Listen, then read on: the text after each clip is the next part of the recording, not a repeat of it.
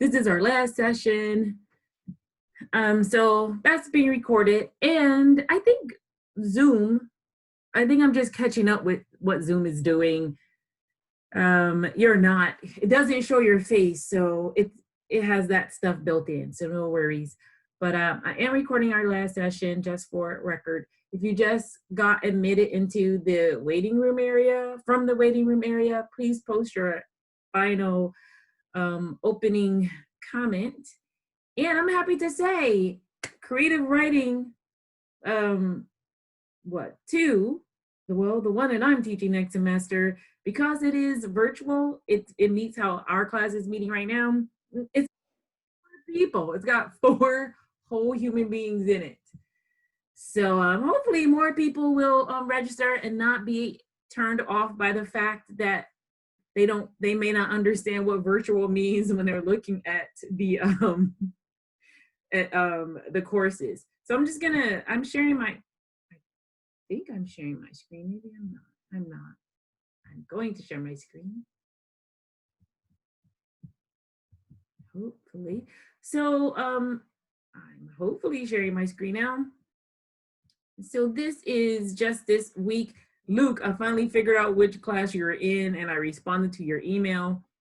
So there was a question about where is the post survey. It is here in week 16. So here we are in this week. The link to submit your portfolio. Yes, I got an email correction from someone who was like, hey, wait a minute. I thought we had till 11:59 p.m. to submit our portfolios. You do, my bad. I just want to get something done. I think I'm just trying to get ahead of the curve here. So you do have, I did correct that. And so yeah, you have till tonight to get that submitted if you didn't submit it already. The post survey is right here. It is the exact same survey that you took at the beginning of the semester. And if you did not download these items and you want them, if you want Mr. Lynch's collection, one of his collection of essays that he's given us to use for learning, you need to do that today because I'm going to take away that shared accessibility to these documents because I just don't want them out there for everyone. There should be for teaching purposes only and learning. So download them if you haven't. And then here we are today. And our lineup today, as I said before, if we were face-to-face, everyone would have been welcomed to bring a dish and we would have a potluck open mic today. And our part of our final experience in this class is to share reflections and share a piece. And everyone has 3 minutes to do that. As you see on my lineup here, you have 3 minutes and I have a couple minutes just to transition because I really am encouraging you all to use the chat feature to give accolades, to make comments or suggestions. If you hear someone reading a sonnet and you're like, oh, I have like the best resource for sonnets, stick it in the chat. And I'm not gonna do much in this area, but try to logistically move people along and encourage you to enjoy the readings, enjoy the reflections. And again, if you connect with something your classmates are saying as far as their reflections or what they're sharing with us, post in the chat. And yeah, so that's that. I'm going to pause here. We have 4 minutes before we move on. Are there any questions? And I'm going to stop sharing my screen. Are there any questions or comments as I still let people into the room? You can show of hands if you have any questions or comments before we get started. I am going to email you as well as post on Blackboard the link to the recorded guest speaker from last Tuesday. So I do have it and I am going to post it here you still have access to Blackboard. You'll have access to Blackboard for the next few weeks. I'm also going to make sure I send you an email link. And I had a few questions that I've not asked Mr. Lynch to answer from the chat last week. So I have like 3 questions, and I'm still going to pose those to him. And if he feels like answering them, I will share that with you. Okay, Bailey, unmute yourself. So mine's a question about the portfolio. I know some assignments have like a word type thing they like you use, you know, like Times New Roman. Is there anything we have to use, or can we just pick whatever? Yeah, I'm going out on a limb here, and I'm trusting people to use normal looking fonts. Okay. You know, there's no like page or length, so people shouldn't be you know, tempted to like fool around making gigantic fonts and stuff. So as creative writers, I'm gonna trust that you can read the room and use normal looking fonts for things. Okay.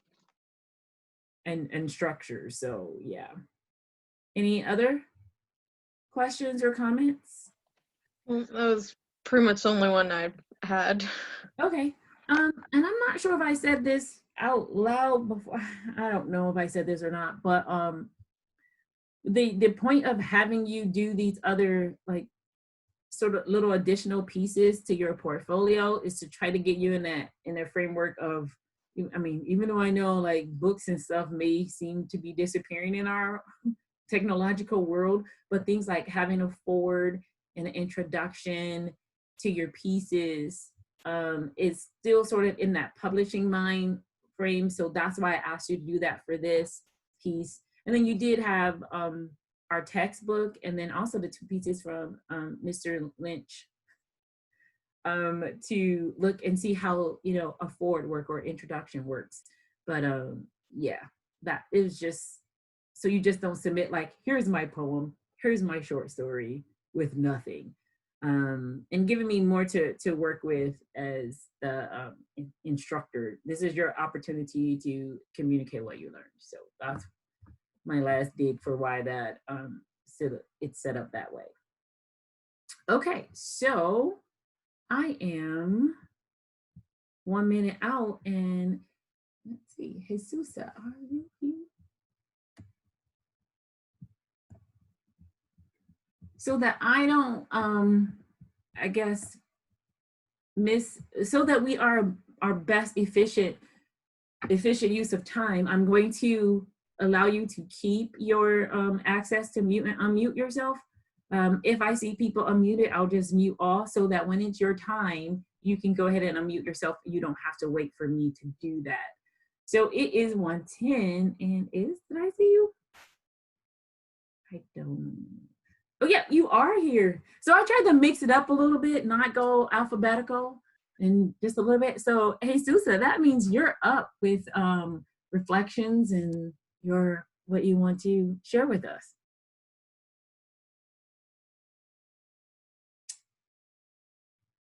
Hey, Susa, are you there?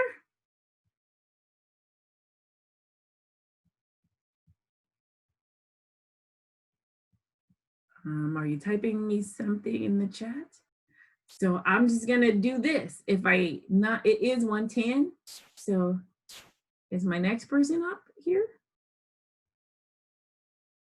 Yes. Yes, you are. You're on today. The screen is Gabby. But since I'm not getting a response from Jesusa, I'm gonna say you're up. Okay. All right, thank you. Okay, give me 1 second. Okay. So over the course of the semester, I believe I've changed a lot as a writer. I started out this class doing little to no writing, and now I'm finishing it with several different types of pieces, such as a variety of poems and fiction. I've learned that I struggled with giving detail, but I've also learned that with more practice, I can be where I want to be as a writer. This course has also allowed me to progress in my analytical skills. I've learned how to annotate and give better advice to my peers, which will ultimately improve their writings as well. And then I have a poem to read. It's called Memory of Love. They told me I was in love with you. I cannot remember. It is tearing me apart. It's not crazy to think that I was, as we haven't taken much time apart. My heart's so full of love, I just can't seem to feel it for you. It's like we are so close, yet 10 million miles apart. I'm sorry I can't remember. I wish I could. I won't let this fall apart. You tell me you love me. I smile and I feel the need to say it back. I don't know what I feel. My heart's falling apart. In all the years of living, I've never felt this type of pain. I don't know why I don't remember. I know I don't like being apart. You make me feel a type of way that others cannot. It's the feeling of my heart being torn apart. I haven't lost hope. I will understand the feeling you have for me. I hope it's sooner than later, before we have grown apart. You are the best thing around me. I can feel this without a doubt. You are my best friend. I don't want to be apart. That's the end of it. All right, thank you. So remember, if you're moved to have commentary or exchange, post that in the chat. And I'm serving as today's MC, so I'm just gonna keep this conversation rolling. Hey, Susa, are you there? What I'm going to do is that if that person is, if I see you logged in, I will check to see that you are here. And if I don't get a response, we'll just move on to the next person and I'll check back with that person after. Hello? Hey, Susa? Yes. Oh, okay. I just wanted to make sure that you were there. So I just flipped the spots with you and the second person. So Yeah, I'm having issues with my computer. It's not working right now. I can't pull up my piece, the piece that I wanted to share. okay. Well, would you like to just share your reflections, and that'll work too. Okay. Yeah. So I learned a lot of the genres because before this course I would just do a lot of like poem and free verse, and like when we started reading, was it chapter 10 for the genres? I decided to, move away from that and start writing in like sonnets and flash fiction. I also learned a lot from the building blocks because I really feel like it improved my writing, and like even now, like I catch myself sometimes using one of the writing principles where in the book it was saying to create the best images. It like touches the five senses, and I use that as a rule of thumb a lot in my writing. Oh, okay. So then, do you feel then you're better off now having these choices, and that free verse is still a thing, but you can do more now? Yes. I'm just trying to figure that out. And we can so hey Susan, are you good with just doing this, or do you have a different piece you want to share? No, I'm good with doing this. Okay. Thank you. No, thank you. So since we do just have these few minutes, I'm looking here because I just lost my list of with this class. It's just gone away. Does there anyone else want to weigh in on what Jesus has put on the table, just exploring the tools for different ways of writing? Does anyone else have that similar experience? And if this is what you're going to share in your reflection, you don't have to share now, but we have this moment for a couple of weigh-ins on where you are as far as having tools that you may not have had at the start of the semester. And if so, you can unmute yourself.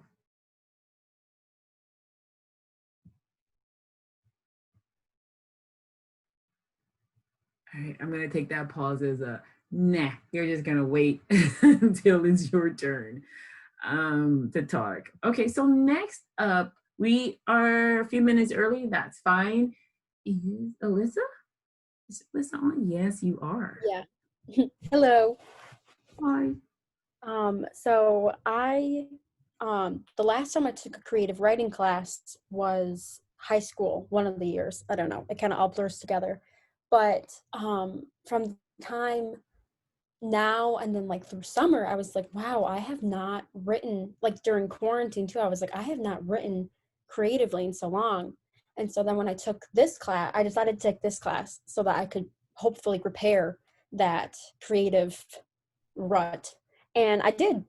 But I think that this semester I improved writing dialogue. I was always insecure about writing dialogue because I felt like it was way too forced. And then I did reading that I think it was chapter 6, the tension chapter. It really helped me thoroughly write tension in my like short stories. Like I really just slow down the tension now. I'm happy because I would watch movies or like read books, and then the authors would like effectively do that, and now I can kind of do that, which is cool. But the one thing I need to work on is I have not written a sonnet ever. I've been really close, and then I get too frustrated and then I stop. So I'm still working on that. But I'm going to share a poem that I wrote for chapter 2, chapter 2 project. It's about my neighbor that I always walk by. I don't know. Okay. I love to walk by this house. The carved mushroom tree complements the red and white paint that flakes off in the wind. Sitting on the wraparound porch is an old plump man in his rocking chair, admiring the birds and the bees while watching cars race by. People pass by neglecting this man, but he never neglects them. For he spends his day watching while she spends her time sewing. As I walk by, his head shoots up, his stubby hand follows. A white smile peeks through his bushy beard because someone noticed him. Alrighty, and I'm all done. Thank you for listening. All right, thank you. Again, everyone, we have that few minutes of transition. You can type in the chat. You can unmute yourself if you want to ask or give your accolades, or this is our time to engage with each other.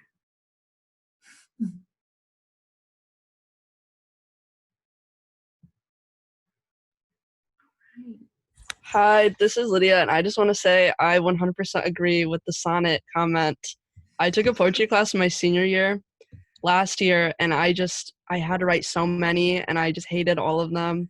And I really need to work on like being comfortable in that and like liking my final products because I just hate rhyming. Yeah, so you don't hate sonnets anymore.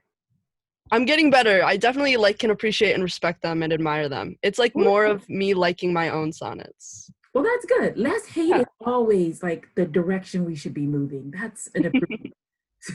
Yes. Anybody else?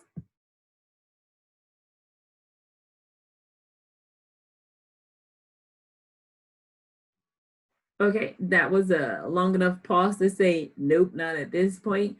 So next up, our next 3-minute person, we are a little bit ahead of schedule, and that's fine, but we're just gonna keep going through. I think I saw, yes, Jamie M, it's on you. Hello, hello. Oh God, hello. Alrighty. Okay, Reflection. so for my reflection, sorry, I'm like half asleep. It's been a horrible week. I basically just reflected on how I've been trying to take this class for what seems like eons, and once I did, I learned a few things, mostly about link control, hard as that is to believe. But let's be honest, we're not here to hear about that. We're here to hear my poem. I called my poem, first of all, you guys can hear me, right?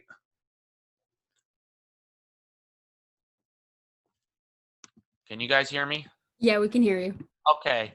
My poem I call, oh God, There Is Always Hope. Oh God.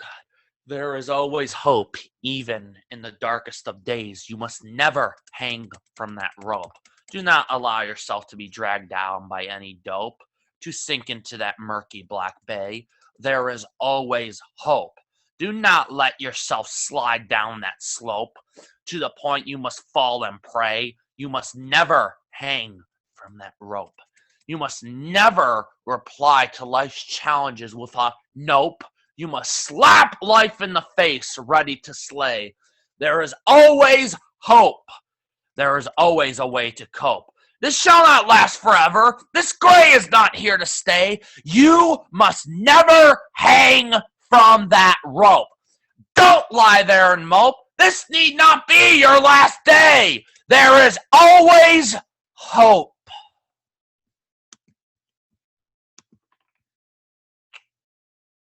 That's it. This is one of the ones that, did you present this one in a large group workshop or one of the workshops? I presented it in the small group, if I recall. To Okay. you. Oh, that's why I remember it. Okay. I Yeah. remember talking about this one. It seems shorter than the original. Is it? Really? I don't think so. Okay. I probably read it slightly faster. Very funny, Adam, but no. I just said, oh, I was gonna ask the same thing. I'm like, is the no. time? No, it's because I'm barely even awake because my mom's in Okay. the hospital. So I had a very interesting. All right. Well, I'm glad that you can be here with us for this time. Well, drag my way out of bed, but of course. But that just reminds me of to tell everyone, if you have to leave, we should get through because not everyone is here, but if you have to leave early, please still give your exit comments.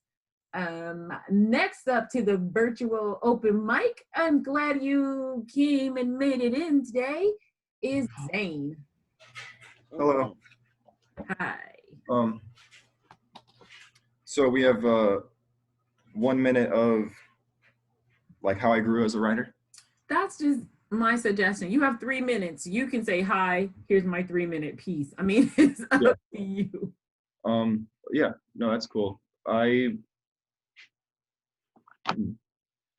think I definitely gained a lot of confidence in my writing. Because usually I would like write, most of my writing classes were like more academic. So it's like all like research essays and stuff like that, which I thought I was pretty fine at. And I liked them enough. But this class, I think, gave me more confidence in like just the weirder side, or, just doing things that like I like writing things just because I want to, like anything. So my writing that I chose is a flash fiction called The Scab. And here it is. Chris and Mary are playing in the driveway outside of Chris's house. "But you can't catch me," teases Chris. And Mary, the fighter that she is, launches at Chris like a puma. He dodges one way, but she's already there. He dodges another, but she's fast approaching. Pinned against his dad's Chrysler, Chris makes a break for the house. Mary's ruthless advance catches him off guard, and he trips on a crack, skinning his knee. "Oh, damn," Chris curses softly, seizing. Mary's mouth drops. "You can't say that," she scoffs. "Whatever, help me up." "Let me look at it," says Mary. She kneels down to Chris's knee. "Ew, it's already got a scab." "No way," says Chris excitedly, as he inspects his own knee. The scab is thick, red, about the size of a $50 at this point, and throbbing. With each pulse, it grows half an inch bigger and quickly envelops the kneecap. Both start screaming. "Help, help," cried Chris. The scab,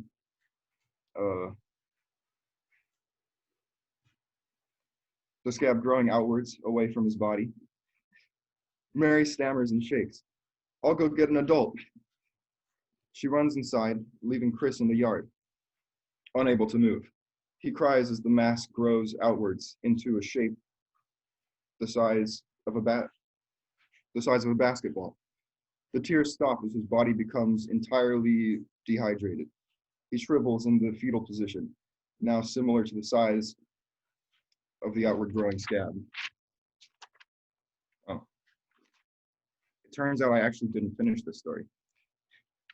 But anyway, the scab grows and turns into a boy-shaped version, but like a scab version of himself. And then on his knee is a little version of himself that like isn't a scab. And that's the entire story. Okay. That was cool. I even like, oh yeah, I'm not done. I mean, it was great because it was very disgusting in my head. I could see stuff like, but it was cool. Yeah, thank you. So everyone, again, remember we're using the chat area if you have, if you want to add something to either the reflections or what the presentations, and you can also unmute yourself to give some comments. We have a little bit of time. One thing I wanted to share was I was just very interested in just the visual nature of the scab itself, because it reminds me of my mom was into homeopathic, like all natural stuff. Oh yeah. Growing up. So yeah, that was interesting. So she used to use this tea called Golden Seal, and it's a very bitter tea, but one of the things it does is like it's a powder, and then she mixes it with water, and if you had like a cut or a scrape or a wound, she would put that on there and it would create like an instant scab. Wow.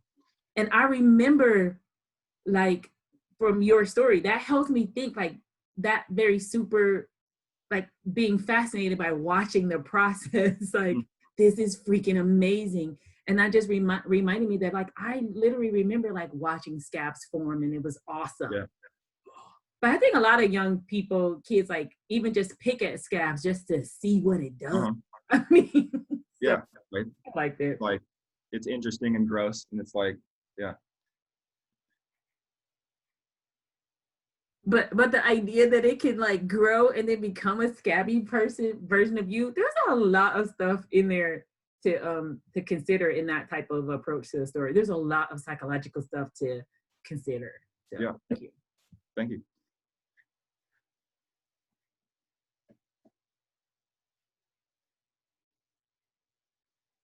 Do I still have time, or is that it? No, that's it. I was trying to see if anyone else, either people are typing into, some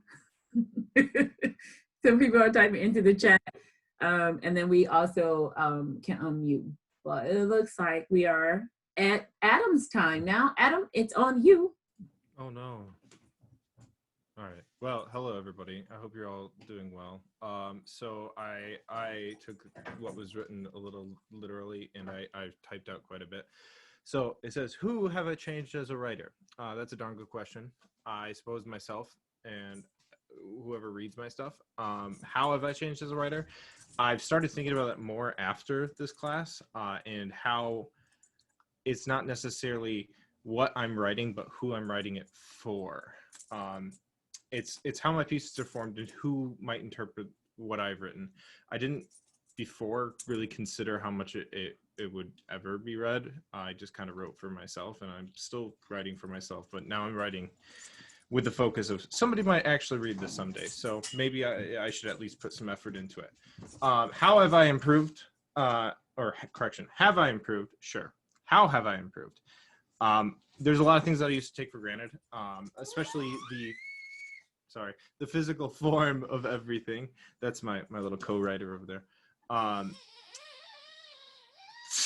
And everything as simple as like punctuation is super immensely important, and just things that we take for granted that we don't necessarily consider all the time. And you okay there, champ? Do you want me to grab that for you? Okay, sorry. Why? Yeah, I can help you with that in just a moment, okay? I have not really flexed my creativity before this class. Basically, almost 3 years to the day, I became a dad. So when that happened, I basically was focusing on tiny little baby stuff, and I never really focused on writing and how I could really do something for me. It was all about her. So for those of you that will become parents, you'll understand. I've always enjoyed writing. I've never considered myself to be a writer, but I suppose by the most simple definition, if you put ink on a page or words on a paper, you are a writer. So you are a writer. Tools, what have I gotten? I would say, I'm going to condense this because there's like a huge paragraph here, but there's not really one thing I can say, yes, this was it. This thing, this is the one that I can take away from this class. It's a lot muddier than that. It's a small bit of everything. We worked on images, energy tension, pattern insight, and then the most important thing in my mind, revision. That's something we didn't go across too awful much, but I think it's oftentimes overlooked in the most important part about writing. What you're trying to say, is it clear, et cetera, et cetera. So to share a piece, just as a forewarning, there's some colorful metaphors, and it's not exactly a happy thing I wrote this about. Yeah, I'll do stickers with you in just a minute. So I didn't entitle it because I wrote it last night after a couple glasses of whiskey. Last words are strange because you can be the only one to know them for another, but never say them out loud. The last words of my dear friend Jake were this: have a good night, bud. I love you. They might not seem so strong or original as others' last words, but these have been the most impacting words I've ever heard. It's strange to think about last words often because you don't think to yourself, hey, these are going to be my last words and I better go say something profound. The reality is much simpler. They tend to lay within 3 words, I assume. Oh, shit, and fuck. Those seem to be the most popular from everything that I can think of. Yeah, baby. It isn't anybody's fault that someone dies, generally speaking. Murder is a different sort of thing, but that tends to have causation. What I mean is, no one decides when another ends their life, right then and there. I could see the argument from a military commander ordering his troops into the line of enemy fire, sure, but that isn't guaranteed to be immediate and exact. Nothing in this world is, except death. Unbeing, some call it. I can thank Thomas Lynch for that, well, for me at least. To be one moment and not the next. Thanks, Shakespeare. I guess you said it first. I'll let Thomas know his old book is plagiarism, but what do I know? Who am I to judge and determine what it is to be or not? Specifically, what it is to get a good be or not so much. I am merely the one who transmits words. I hear the last words of one I cared for, and it is my job to share them. Have a good night, bud. I love you. I don't think these are even the most important words to remember. We said things to one another that meant more than admitting our fraternal love for one another. Things like, I want to die, finite and concrete. And we all of us there, we said it. We accepted it. And we wanted it for ourselves, but not for each other. I want to die, he said to me. And my response? Same. The next sentence he said to me? Have a good night, bud. I love you.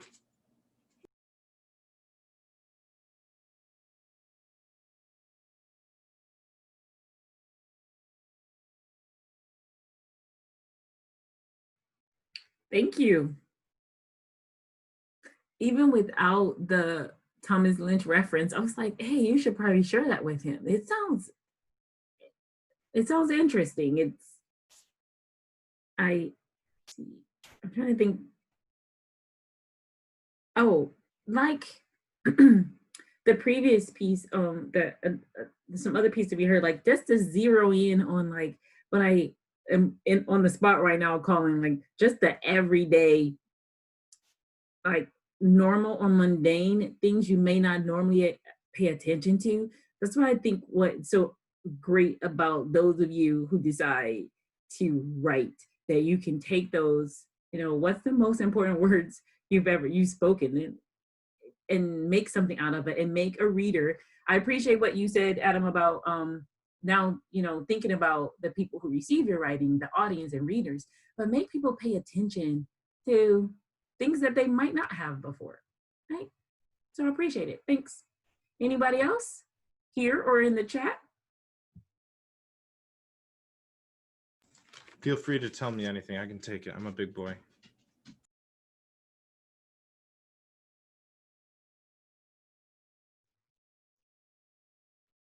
I see a couple of things in the chat. I think you should help your son with his stickers. I You assume have it's- you It's a have daughter. yes, Oh. you and your daughter. You have fans in the Yeah. chat. So Yeah. Oh, Can you say little, hi? it's hard to tell. Can you say hi? Yeah, dude. All babies look the same. It's fine. good. Kudos. Oh, all right. So They sound the if same. that's we have still the chat if you want to post anything in there. And this is my plug to say, remember, Mr. Lynch did tell us that he was just sitting up there with his dog. So I, send him an email, see what happens. I'm saying that to you, everyone. And I guess if he gets an email from all my students, he will say, Worthlada, what have you done? But for now, I've already done it. Let's see. Is Isabella here? Yeah, I'm here. Well, don't sound so enthusiastic. I just don't know how I can follow it up. I mean, Adam showed his cute little daughter, and now everybody's exploding in the chat about how cute she is. And now it's like, all right, here we go. Well, this is, you know what? That's what happens at open mics. You get what you get. So you'll be fine. Yeah, so as a writer, I feel like I've grown being able to, I guess, share my writing, because I don't like sharing with other people at all. Not even, I'm still iffy about friends, because it's like, I don't want to share with them and then have them like, see me as like the writer, because most of my stuff, not most of it, but a lot of it is kind of deep and sad, and I don't want them to see me as, only that. And so that's always been an issue for me. But I was able to share with all of you people, which is a big step up. But I also notice I'm more comfortable writing for like what Adam said, like writing for knowing that like it could, potentially be out in the public one day. It's really I've always wanted to be like a writer, like as a career, but I really halted that idea in like high school, because I procrastinate so much. I don't see myself making that as a livable wage. But now that I've done it and I've worked on it, I would love to see myself, kind of like as like a side kind of job, like doing psychology mainly, but then also, writing stuff and possibly publishing it. But I took this class because I got away from writing, and I really found that creative writing was like my therapist. And so I wanted to get back into it, and I think this was a great start. So I actually, for my piece, I took an older piece that I wrote and then polished it up for a different assignment we did earlier in the semester. And it's kind of like a free-form poem, but I wrote it at like 3 a.m. So it's called Conditioning. My brain is not safe. Walls surround me and close every so often. Without warning, I am suffocated, enclosed in my own thoughts and feelings. My heart is not steady. She races, running from the monster, but he's in a Silverado pushing 90 down 131, and he's gone when she thinks she's calm. My brain aches sometimes. Ibuprofen does nothing anymore. This is a recurring injury, like my brain used to be an athlete. My heart is hurting. She doesn't work like she used to. All the love we once had to give remains hidden from now on. I'm beginning to think, due to how they both ache, my heart and brain must have both played, maybe at one time, opposite teams. But right now the doors are locked. The game must be away. I think maybe you took the key. Can somebody come pick me up? And that's it. Thank you. I hear what you're saying, and I think I hear a few other people that sentiment about now thinking about the public sphere of your writing and how that affects you as you communicate. The early version of me when I was younger, I wrote a lot. I wrote a lot of stuff, and then I was always paranoid and freaked out and just scared that one of my brothers or sisters or someone in my house would find it and think I was crazy. So, because I never shared it with them, I'm like, and I was just always like, I don't want people to read this stuff and be like, oh, she is got some stuff going on up there. Because like, I just like to, I just like to write about different stuff. You think they thought you were crazy? As I've said numerous times, I write like comic books and stuff. So I would literally say the dialogue to myself and sometimes like plan out the fight scenes by, well, acting them out. So yeah, when you're talking yourself in a normal voice, that voice that sounds demonic, they tend to think you're crazy. So well, that's what I'm saying, that that idea that other people outside of us may not be able to understand. But now, I mean, I think the writer's role, and this is something else you said, Isabella, that made me think about it, is that I always wanted to be a writer, and I never thought I would be able to like make a living at that, nor did I want to. Like, I didn't want to have my creativity be the thing that drove me. So I'm like, hey, I'll just get a whole bunch of different jobs. Because the other thing I thought is like, writers who have a lot like different jobs, they actually have stuff to write about. So that life experience and things. And if you look at a lot of writers out there, they do have what you might call primary jobs. One of the writers I love, like my top 10, is Toni Morrison. And Toni Morrison had another job until she was in her 40s. She worked at a publishing company and she helped publish other people. And then she started to write like in her late 40s, and then had writing as her second job. So I also think that one of my goals, like I thought going into teaching would give me time to write. That's not necessarily true, but it does give me the summers off.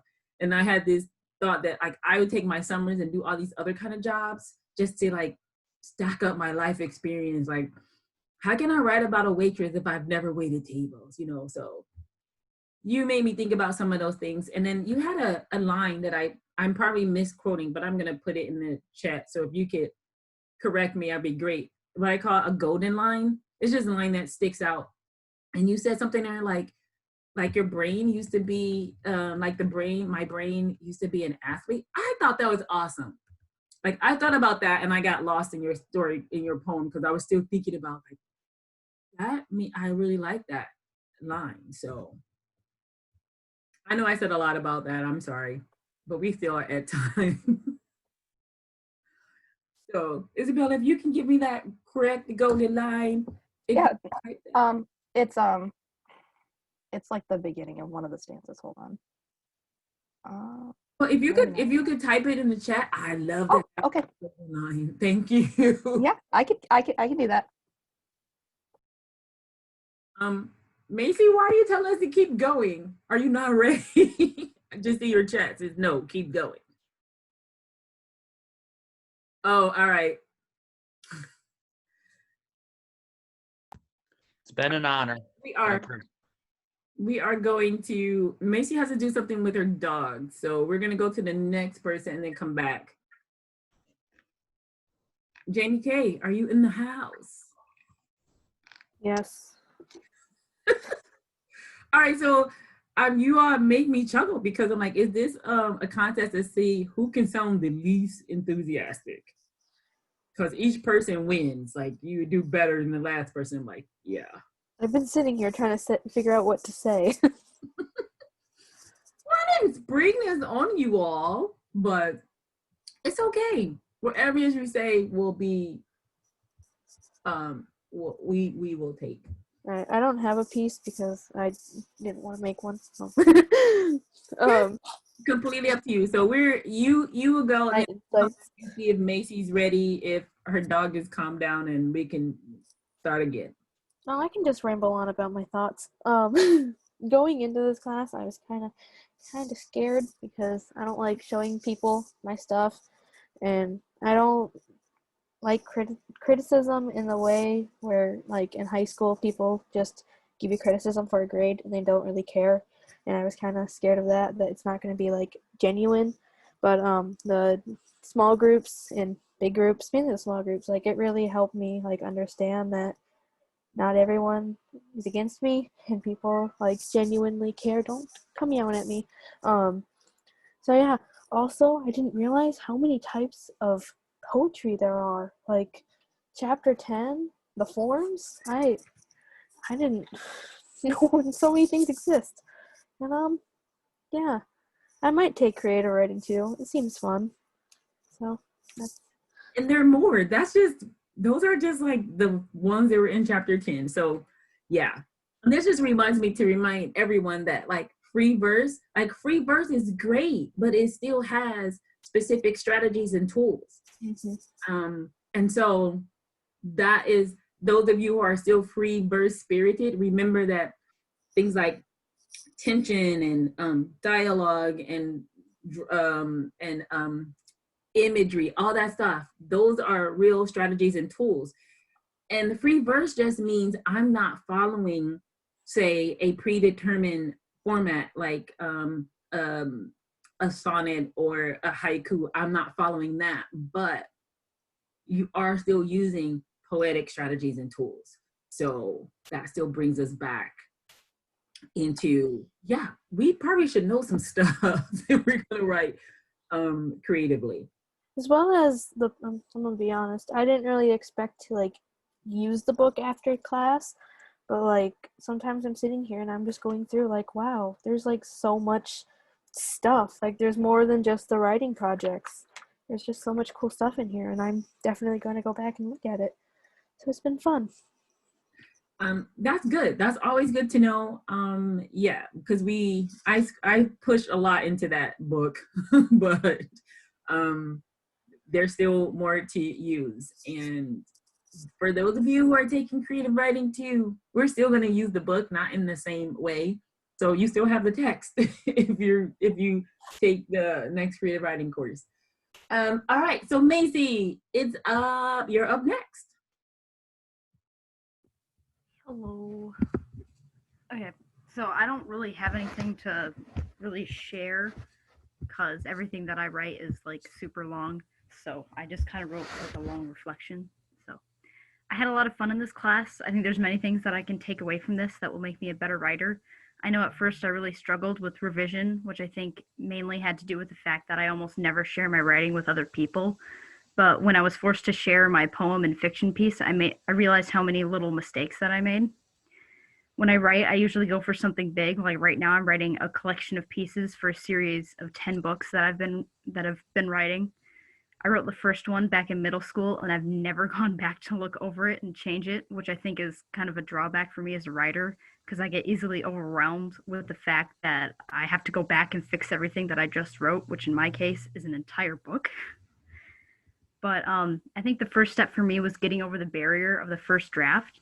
When I try to write, I try to make my piece sound like a finished product, which is probably why I have long periods of writer's block, since I don't want to put in all the effort to make a perfect piece the first time.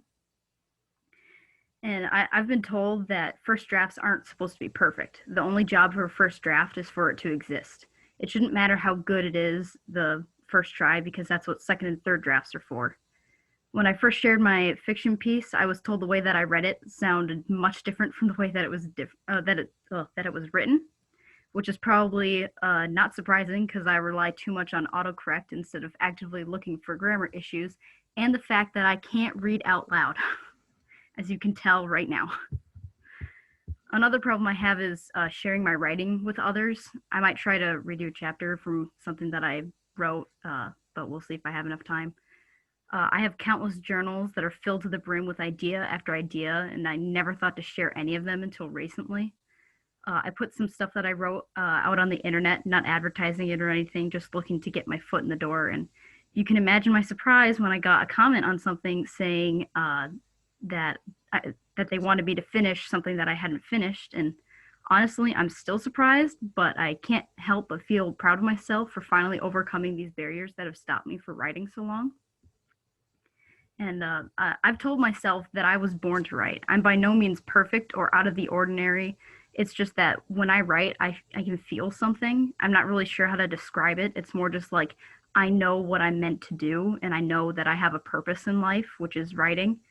But I'd probably feel a little bit more accomplished if I had something of importance to write about, because right now it's only like science fiction and books that are just here to entertain.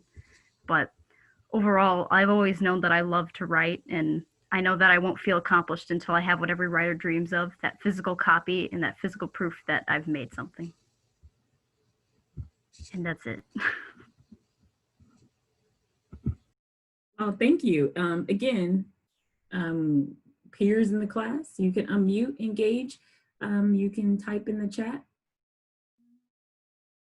I wanted to say that thank you for bringing up revision. As the instructor leading this class, that was one of my weak areas. I'm like, I'm not using chapter 9 enough. I'm not talking enough about revision. But this semester, I sort of feel like I had a lot of balls in there juggling in the air. But yeah, I dislike revision with a passion, because I go back depending on what it is, I'll go back, I'm like, that is so ugly. Like, I don't want to see it again. I just want it to be better. But I know that is something that I hope you all got. So I really appreciate your comments on that revision process. If I may. Yes, please. Nothing is perfect, and nothing will ever be perfect. And I think that's the hardest step to get past. If you can understand and like realize like what I'm gonna put on this page is gonna be hot garbage, and then the second time that I put it on the page it's gonna be better, and then you just have to keep working at it. Nobody's good at something the first time that they try it. None of you came out of the womb walking. You all learned how to do it anyways. So that's just my 2 cents. Yeah, the more you write, the better you will get, and the more you read, the better you'll write in general. So go pick up a book, I guess. Yes, and I'm gonna echo that. It's the reading too, and oh Lord, I think this is turning into, what do I feel like I didn't do enough of as your instructor this semester? So it's the reading also. My goodness, reading it's gonna make you a better writer, because the things you know now, just from the practices out of the book, that makes you a more critical, analytical reader. And so you can read different genres and see what's going on. And you kind of get this like little analytical detective in your head. If you didn't have one before, hopefully you have one now. And if you had one before, hopefully that version of you is like sharper and looking at more bits and pieces.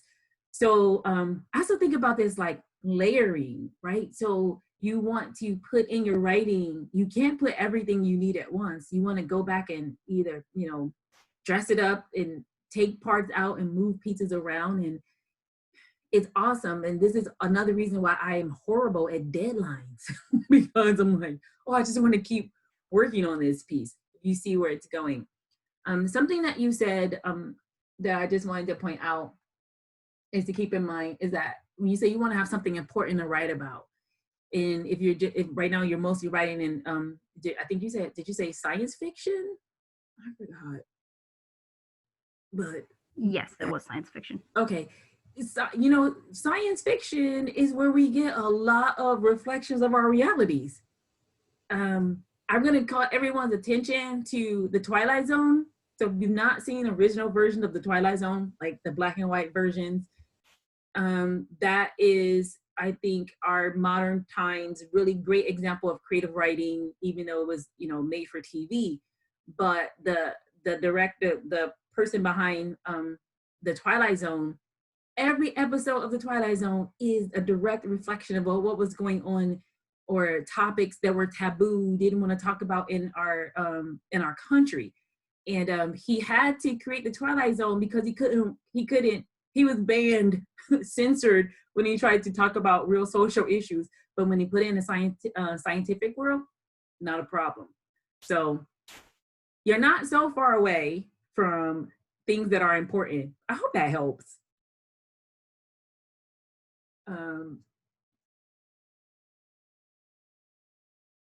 Okay, so I am going to move on, and it is, who is it?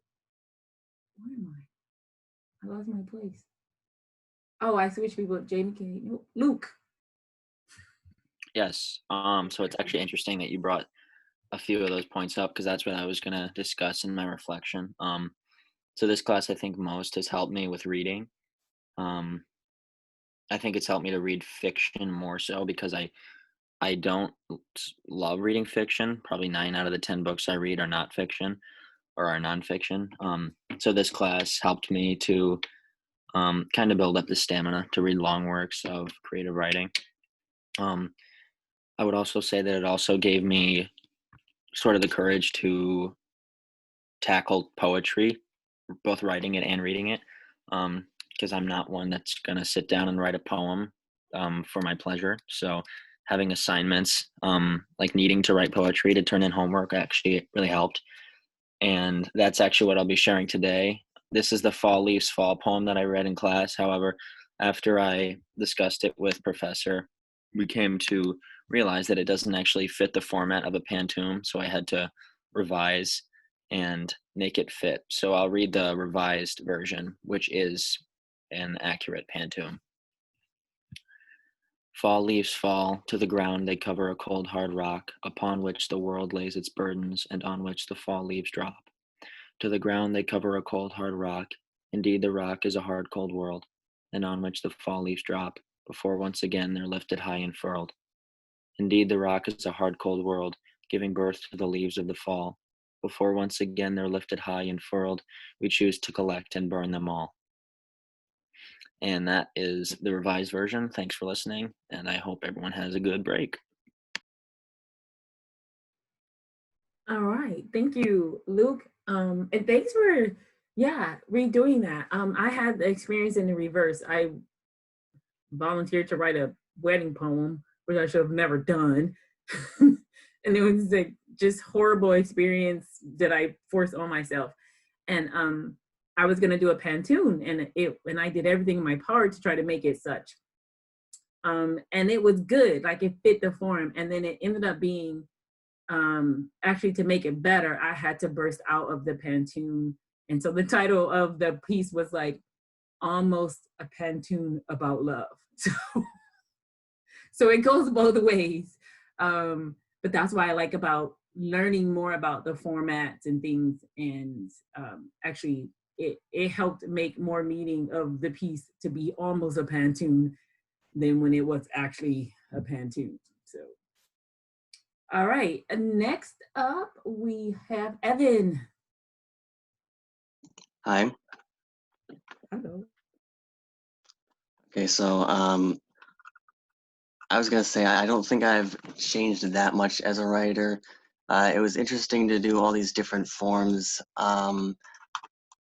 but I think that all these strategies that were introduced just to me seem really arduous. And the reason that I write is just for myself. I don't really intend to share what I write with other people. I don't really care what other people think about my writing. I write for just to get my thoughts out, and for that kind of thing. That being said, I don't think this class has been super boring or I hated it. Um, it was, like I said, it was interesting to do these different forms, but it's just I think ultimately I'm not going to use a lot of what I learned in this class, but that's just my honest opinion anyway. I did have a sonnet that I wanted to share though. I wrote this for the chapter 10 project. Anyway, here it is.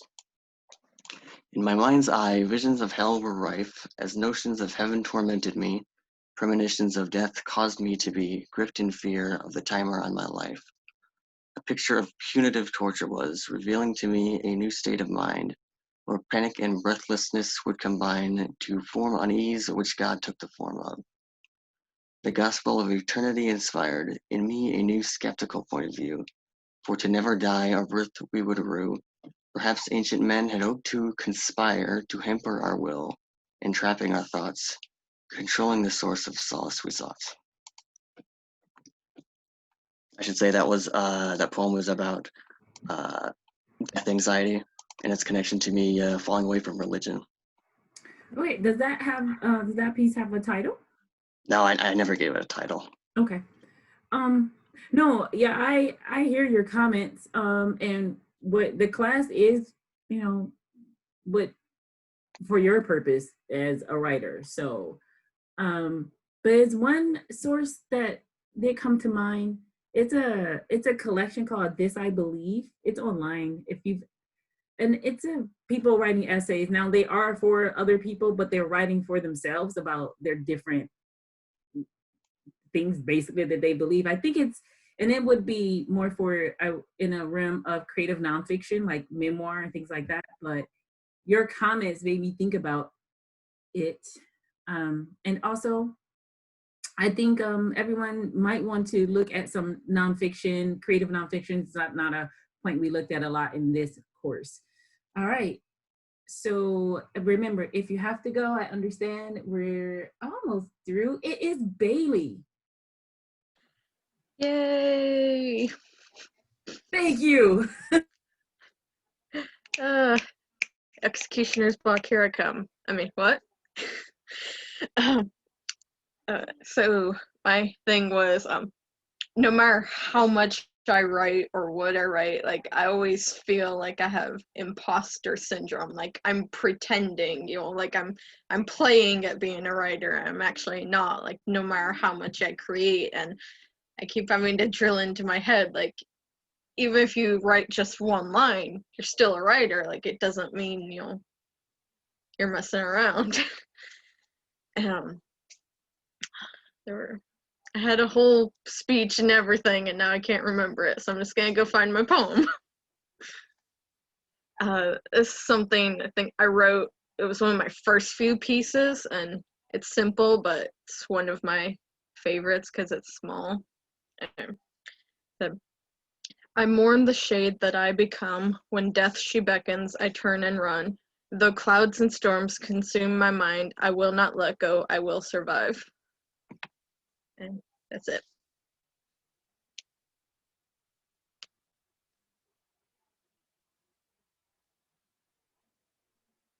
Does that piece have a title? No. Yeah. Did you introduce it? You said you wrote it a while ago?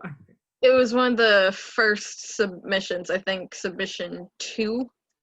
Okay. So basically the first week and a half of class. Okay. All right.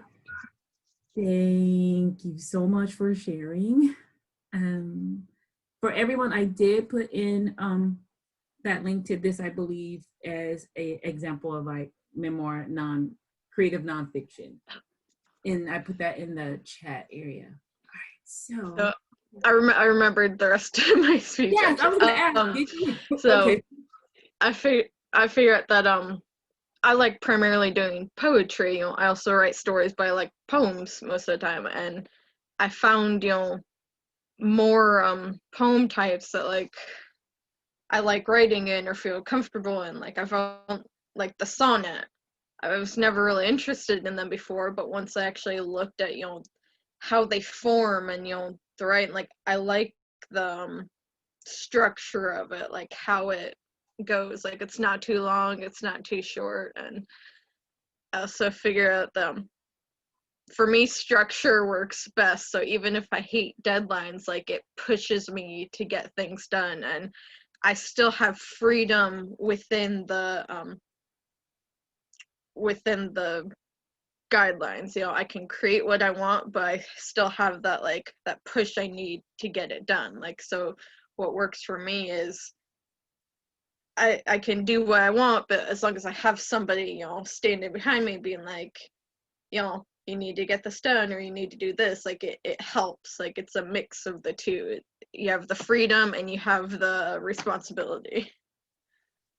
Yeah, it sounds like when you were saying it's not too long, it's not too this, I'm like, yeah, it's your Goldilocks format. Mm. And I think everyone should think about what their Goldilocks approach is. Like, this is just right. And because that just right could also change over time. This is just right for me for now, for this purpose or this goal. But continually to look into these your choices within the realm of writing, in creative writing in particular. Yeah. But yeah, Yeah, what's 'cause the Goldilocks you know, approach or format or genre? I'm yeah, like, 'cause- yeah.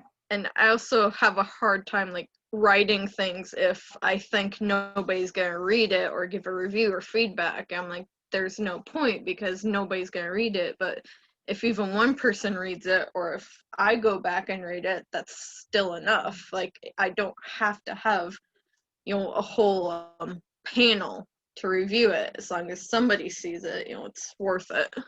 You know, and that is a way to think about it. I was going to say you're the exact opposite for many people. Like, I want people to read this, but remember, you are an audience. So you are still an audience for yourself. When you go back to something you've written a long time ago, a few years back found a letter that I wrote to my father. I was like, what the heck? When I was like 11, like, what is this? What was I talking about? But you are an audience for a past version of yourself. So and that goes back to even, hopefully that's useful for you too, Evan. Even if you're not writing purposely for a different audience, consider yourself an audience. Okay, thank you so much. Next up, Lydia. And Lydia, if I recall, you stayed on quite a while to get with Thomas Lynch. Was that you? And he gave you an assignment? Yeah, I will not be sharing the assignment because I've No. yet to start it. But yeah, he did ask me to write a sonnet, which is ironic because earlier I talked about how I do not like writing sonnets. But that goes into what I was going to say about creative writing, was that over quarantine, I really fell in love with my writing. I used to be very self-conscious about it, and I kind of like finally gained this like self-love creativity wise as a creative. There we go. So I wrote all the time, constantly, and I love it, and I loved writing for people and documenting my like day-to-day experience, because I feel like writing is such a good way to, I don't know, I like journaling and like writing to myself and being able to like reflect and see how I've grown. So I was kind of just like writing at this rapid pace and doing a lot of free verse stuff, which was super fun and great, and I learned a lot about myself and how I want to come off as a writer and an artist, and that was cool. But then college started, and I had to write essays, and I had to like write structured poems for this class, and I was like, wow, I'm very stubborn and like it's very hard for me. I see all of these like rules and I saw them more as like an obstacle or something that was in my way. And I didn't want to mend my ideas and concepts to like someone else's format, if that makes any sense. So I've like spent this semester kind of telling myself to calm down and just be like, use this as an opportunity to like skew your normalcy. I'm like very good at like sticking to things I'm like comfortable with. I'm good at keeping the safe route, and I really want to get out of that, and I want to be more experimental. So I saw these challenges and assignments as like less and less as obstacles and hassles, and I've grown to really love that and try new things. With that being said, the poem I'm going to share is not a structured poem. It is a free verse poem. It's an old one, but it's very reflective of what's been going on in my life and what home means to me. And I'm sorry if I'm talking too much, but I had like moved recently, and I had gone back to my hometown one night, and it was just like weird to know that time was still passing without me. Like I'm in a new place in life, and it was just crazy. So here I go. It is untitled. Accompanied by the tick of a clock, pat me on the top of my head when I know I have found my home. Life isn't fitting me quite right, but all of my belts are in another closet. We drove to my hometown last night, and the sunset was not waiting for me. Memories felt off-centered, a little less golden than the night stuffed with good intentions. But maybe that's a good thing, because I have this fondness for you that I know you don't hold, and eyes that were never really mine. And that's it. Thank you. I appreciate all the levels of honesty we've gotten, and I like your dedication to your stubbornness, but having, moved the needle a little bit out of your comfort zone. Yeah, thank you. And and please feel free, if you ever get that assignment done, I would love to hear your experience completing. Yes, I will share it. Like I said, and I'm gonna use that. He gave 2 assignments in his talk, and I'm gonna use that next time I teach. I'm like, here's an assignment from Thomas Lynch. So, next up we have Allison. Hi. So for my review, I actually taking this class, it kind of helped show me where my strengths and weaknesses were as a writer.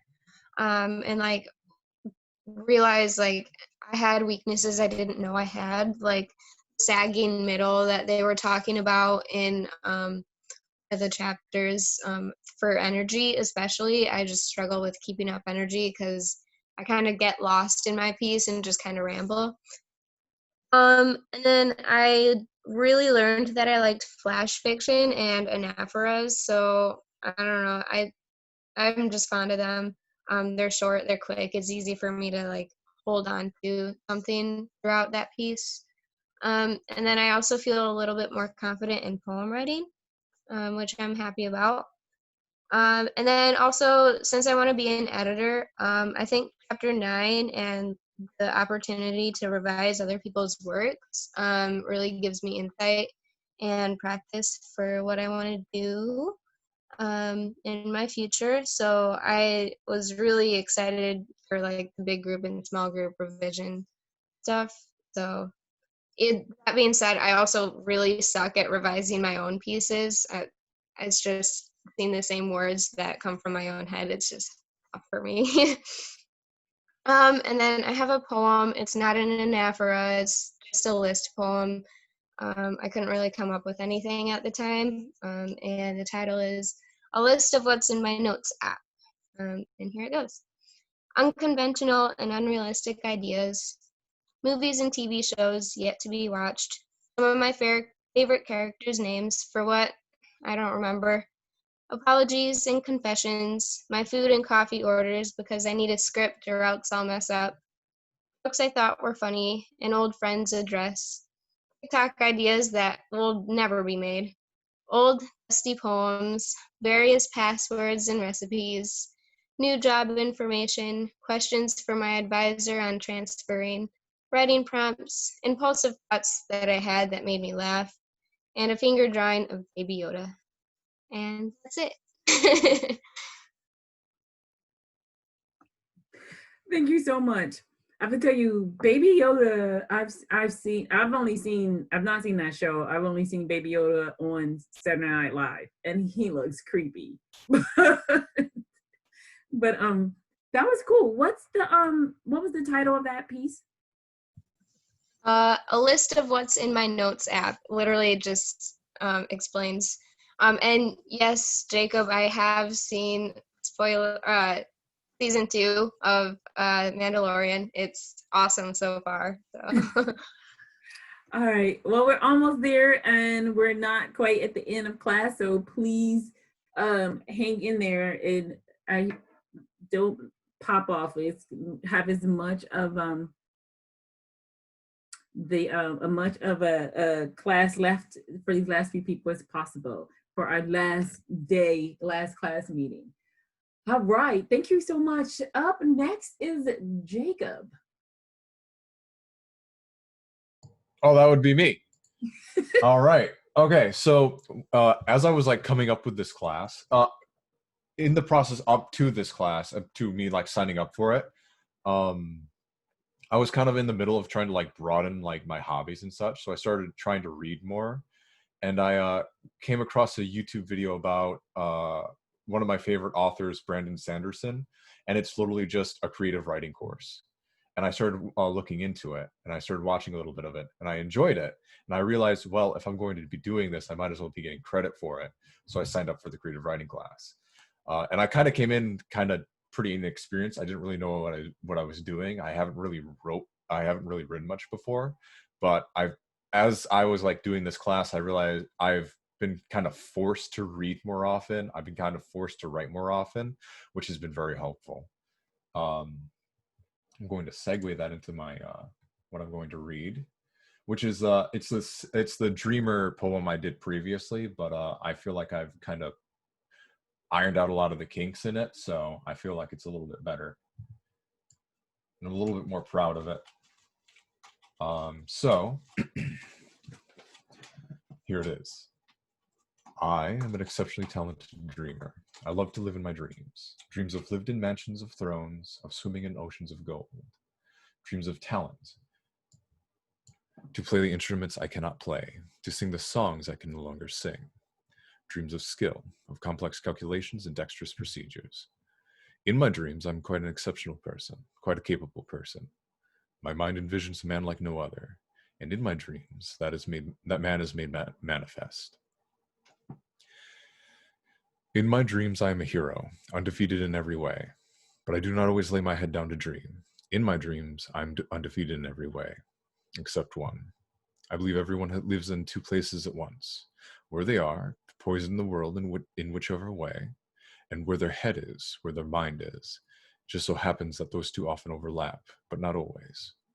It is unbecoming in this world to sleep, and if it is so unbecoming in this world to sleep, it is even worse to dream. A dream is a schism from the body, leaving a mindless husk in its interim.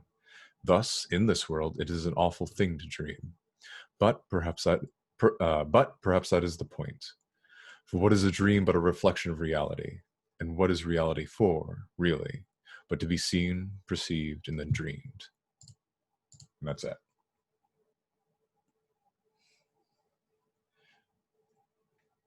Sorry, I had to find my unmute button. Thank you. So you're the type of reader that I love to hear the piece you read. I like your voice too. Like, dude, you should look into voiceover work. I'm not gonna lie. That's one of the things I might look into after this pandemic's over. All right, cool. Because I'm like, hey, this is nice. But you're also one of the persons like, I need to have the piece in front of you because I'm also like, I'm so auditorily tuned into the voice that I need to see the piece too, so I can like follow along with what you're actually saying. But it sounds yeah.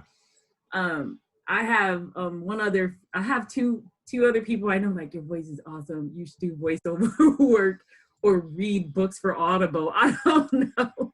Yeah, one of my one of my favorite people in the world is like Matt Mercer, if anyone knows who that is. So I'm really interested in the voiceover role work. So yes, well, definitely, that means you might, take a couple theater classes too. But if you could, if you don't have time today, that's fine. But could you type that name into the chat and then the name of the YouTube? I can click up the link. So yeah, that's cool. Thank you. I appreciate that. I think I can. It's actually pretty popular. And yeah, I had the same thing. People tell me like, oh, if you're gonna be doing all this for free, you should get credit for it. And that is why I am year number 9 trying to get this PhD, because they're like, you keep taking all these classes. I don't know. I kind of feel like I was better off just taking the classes, but I don't like doing homework, so that's my problem. All right, but up next we have Alicia. Hey, you're always first. Now you're towards the end, but it's your turn. Wait a minute, I thought she was on here. Are you here? Maybe not. Okay. So we may be done. Alicia, Cole, Bradley, Rodnisha. Those are the last names I have. And I thought Alicia was here earlier. Well, folks, thank you to my 10 people who lasted to the end of class. I appreciate you. I appreciate your time. And as I say to all my students, I don't ever usually get to say it to them online and live, but just because you're not in my class anymore doesn't mean I'm not a resource for you. You can look me up, I will remain a resource for you. So that's what I got. Before you log off, please post your exit comment, and if you you can unmute if you have any last things to say. I'm going to stop this recording at this point though, because we're officially done. Everyone who's here has gone.